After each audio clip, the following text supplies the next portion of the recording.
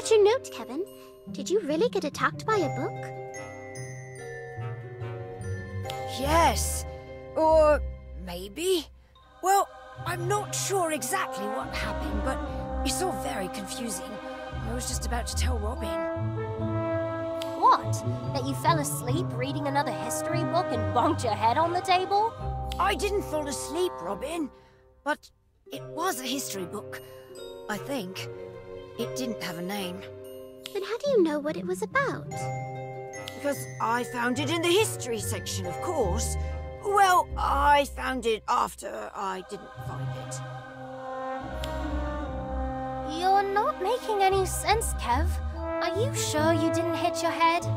What I meant was I'd read every book in the history section, so I know what's in it and what's not. And this book was not in it. At least, not the first time I looked. If you read them all, why bother looking again? I was hoping Madame Pince had added something new and exciting. Preferably something special that really digs into history. You know how much I love a good story, and that's what good history is. A really good story. It's a shame so many authors don't realize how exciting it can be. Kev, can you please get to the point? Right, sorry. So, I looked. Again. And nothing. I was about to give up when I saw a slender book tucked between two copies of Hogwarts: A History. I know it wasn't there before because I'd just rearranged all the copies in order of edition. It simply appeared out of nowhere. And it fell off the shelf and bonked you on the noggin? Is that it? No! I brought the book back to Madame Pince, but she said it wasn't a library book. So I took it.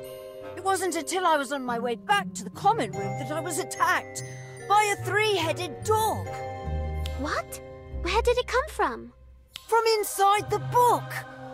I was walking through a corridor on the third floor, flipping through the pages, which were all blank, by the way, when all of a sudden the book started shaking.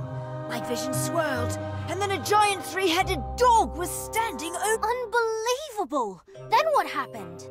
I passed out. When I awoke, the dog was gone. I grabbed the book and took it straight back to the library.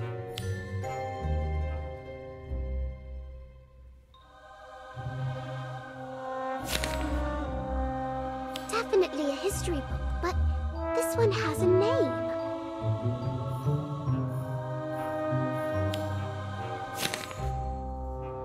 Modern history. Well, at least I know Professor Binns will never make this required reading.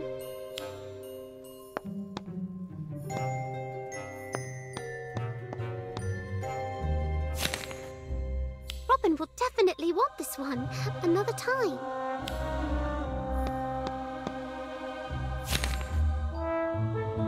A history of horrible things happening to students.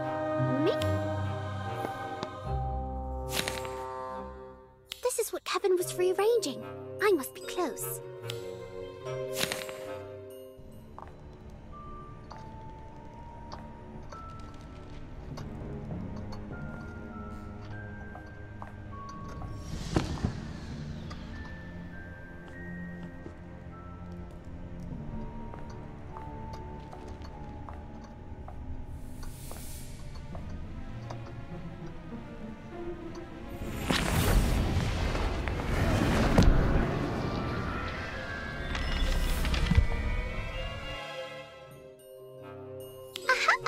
A book with no name.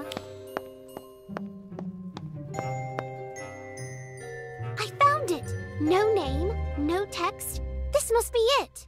All right. Just keep it away from me. I don't want to see that three-headed dog again. Brilliant idea, Kev.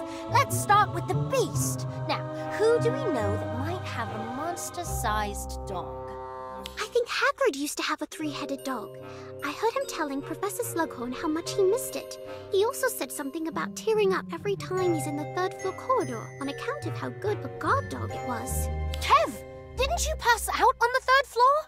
There must be a connection there. Of course. If it's a story about Hogwarts, maybe we need to be where it happened when we open the book. That's how we get the whole story. What if it's about a giant three-headed dog? Do we really want the whole story? Relax, Kev. I'm sure it'll be perfectly safe. Now, come on. Let's live a little history, shall we?